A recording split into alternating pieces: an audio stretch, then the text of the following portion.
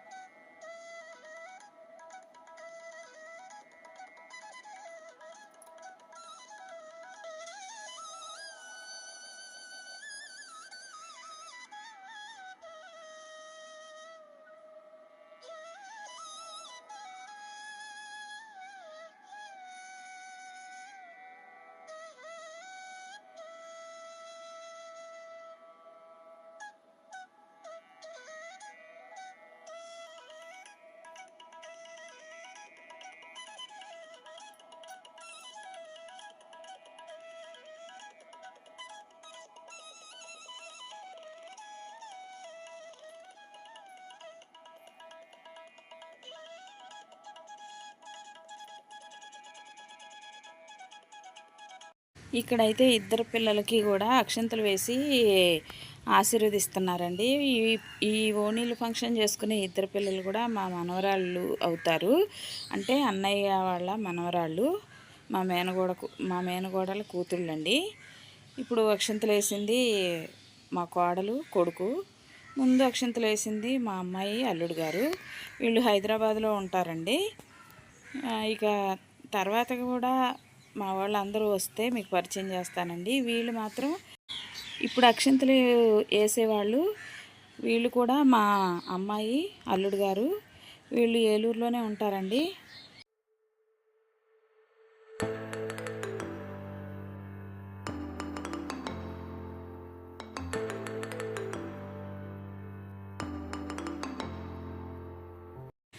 వీళ్ళు కూడా మా పెద్దమ్మాయి పెద్దల్లుడు గారండి, మా మనవరాలు. వీళ్ళు కూడా ఏలూరులోనే ఉంటారు. ఇంక మా వాళ్ళు అందరూ, మా ఆడపిల్లలు అందరూ ఏలూరులో ఉండటం వల్ల నేను ఎప్పుడొచ్చినా వీళ్ళ దగ్గరికే వస్తానండి. ఇంకా ఎటు వెళ్ళను. ఇకపోతే వీళ్ళ ముగ్గురు ఉన్నారు కదా, చూడండి. మా మేనగోడలు, అలాగే ఈ అమ్మాయి మా అమ్మాయి అండి, మా పెద్దల్లుడు గారు. ఇక తర్వాత మేమందరం భోజనానికి అయితే వచ్చేసాము. మా బ్యాచ్ మొత్తం ఈ పొడుగు కూర్చున్నామండి. చూడండి, వీళ్ళందరూ మా మనవాళ్ళు, మనవరాళ్ళు, అల్లుళ్ళు, కూతుళ్ళు అందరూ ఈ వరుసన భోజనాలు అయితే చేస్తున్నామండి కూర్చొని.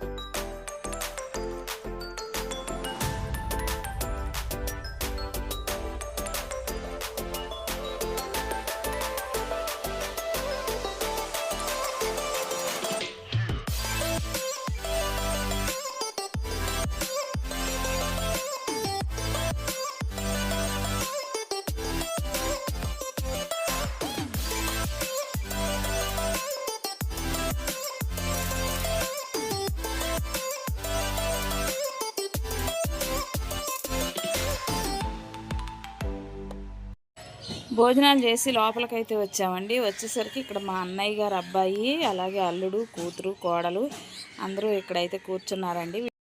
ఇటువంటి ఫంక్షన్లు అప్పుడే కదండి చుట్టాలందరూ ఒక దగ్గర కలుసుకునేది. అందుకని చెప్పి ఇక అందరం కలిసి కూర్చొని మాట్లాడుకుంటున్నాము. ఇక్కడ మా పిల్లలందరూ మాట్లాడుకుంటుంటే నేను వీడియో తీసుకుంటున్నానండి. ఇంకా నేను ఎక్కడికి వెళ్ళినా ఇంకా చేసే పని అదే కదా.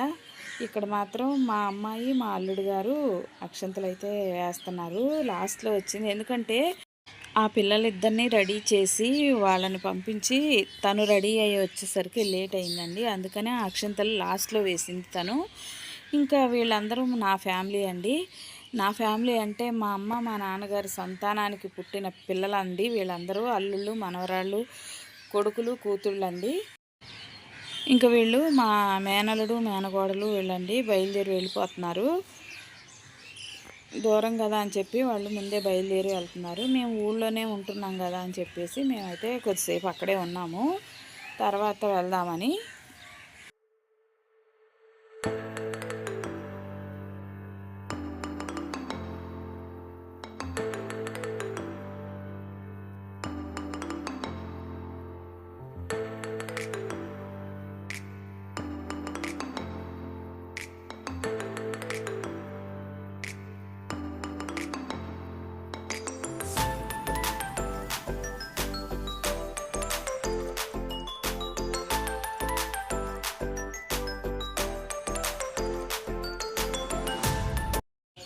ఇక్కడ వీళ్ళు ఏం చేస్తున్నారో చూసారా ఫ్రెండ్స్?